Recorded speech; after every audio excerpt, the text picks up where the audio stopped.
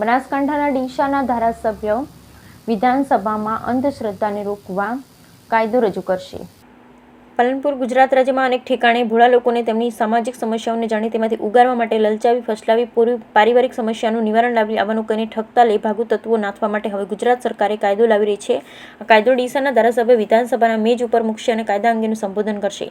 સમાજમાં પ્રવર્તતી અંધશ્રદ્ધાનો કેટલાક લેભાગુ તત્વો સોશિયલ મીડિયામાં અને અન્ય માધ્યમો દ્વારા જાહેરાત આપી પારિવારિક સમસ્યાઓથી પીડાતા લોકોને તેમની જાળમાં ફસાવે છે અને તેમને કોઈપણ સમસ્યાનું નિરાકરણ લાવી આપવાનું જણાવી વિધિ કરવાના બહાને હજારો નહીં પરંતુ લાખો રૂપિયા પડાવી લે છે. પરિણામે કેટલાક પરિવારો આર્થિક રીતે કંગાળ બની જાય છે.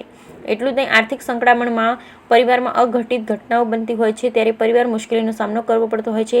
આવા ઠગાઈના કિસ્સાઓ બનતા રોકવા માટે ગુજરાત સરકારના વિધાનસભામાં કાયદો રજૂ કરવા જઈ રહી છે. બનાસકાંઠા જિલ્લાના ડીસાના ધારાસભ્ય પ્રવીણજી માળી ગુજરાત વિધાનસભા મેજ ઉપર ગુરુવારે અઘોરી પ્રથા, કાળો જાદુ અને અંધશ્રદ્ધાને રોકવા માટેનો કાયદો રજૂ કરશે, જેના ઉપર તેઓ વિસ્તૃત સંબોધન કરી કાયદાના શા માટે લાગુ પાડ્યો તે પણ જણાવશે.